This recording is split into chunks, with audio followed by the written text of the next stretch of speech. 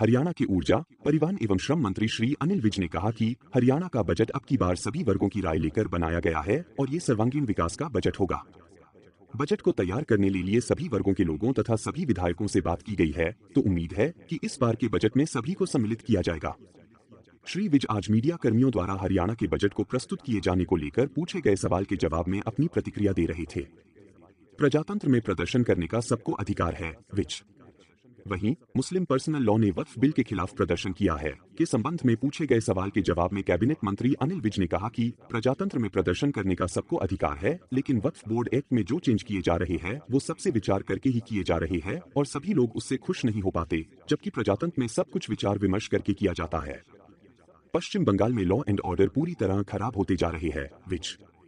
इधर पश्चिम बंगाल में हिंदू मंदिर में मूर्ति की तोड़फोड़ के बाद वहां कानून व्यवस्था बिगड़ने का मामला सामने आया है, जिसे लेकर कैबिनेट मंत्री अनिल विज ने ममता बनर्जी को योगी जी से ट्यूशन लेने की नसीहत देते हुए कहा कि पश्चिम बंगाल में लॉ एंड ऑर्डर पूरी तरह खराब होते जा रहे हैं और उसमें गुंडागर्दी जैसे एलिमेंट्स को लगातार बढ़ावा दिया जा रहा है। उन्होंने ममता बनर्जी को नसीहत देते हुए कहा कि इन एलिमेंट्स के साथ सख्ती से निपटना चाहिए, अगर ये नहीं हो पाता तो वे योगी जी से कुछ दिन ट्यूशन ले। खिलाड़ियों के लिए भाजपा ने सबसे ज्यादा किया है, विज। इसी प्रकार हुड्डा का कहना है कि उन्होंने पदक लाओ पद पाओ स्कीम चलाई थी जो भाजपा ने बंद करके खिलाड़ियों को हक से वंचित किया है, जिस पर जवाब देते हुए कैबिनेट मंत्री अनिल विज ने कहा कि खिलाड़ियों के लिए भाजपा ने सबसे ज्यादा किया है और सारे हिंदुस्तान में भाजपा की खेल नीति को सराहा जाता है, जो कि देश में सबसे बड़ा इनाम है।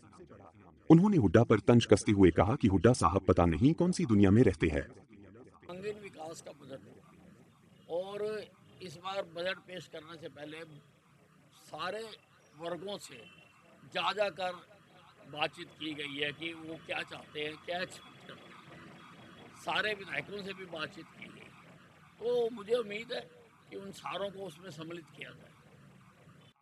सर, मुस्लिम पर्सनल लॉ ने वक्फ बोर्ड के खिलाफ जो है प्रदर्शन किया है और वो जो कानून बनाया गया उसके खिलाफ प्रदर्शन कर रहे हैं। देखिए, प्रजातंत्र है, प्रदर्शन करने का सबको अधिकार है, लेकिन वक्फ बोर्ड एक्ट में जो तब्दीलियां की जा रही हैं वो सबसे विचार विमर्श करके ही की जा रही हैं और सबके भले के लिए ही की जा रही है। उसमें सभी का ओपिनियन लिया गया, उसके लिए बाकायदा लोकसभा ने कमेटी बनाई थी और उसमें काफ़ी लंबे समय तक विचार हुआ है। और सारे लोग कई बार नहीं भी सहमत होते हैं, लेकिन प्रजातंत्र में प्रजातांत्रिक तरीके से ही सारी कार्रवाइयाँ की जाती हैं।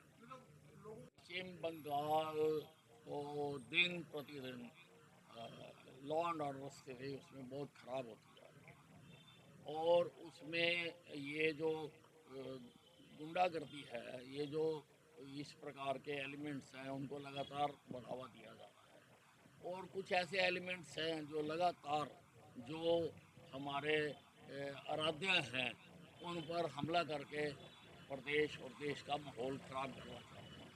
तो मैं तो यही कहूँगा ममता जी से कि उनको ऐसे एलिमेंट्स के साथ सख्ती से निपटना चाहिए और अगर उनको नहीं आता है तो कुछ दिन के लिए योगी जी से ट्यूशन रख लें।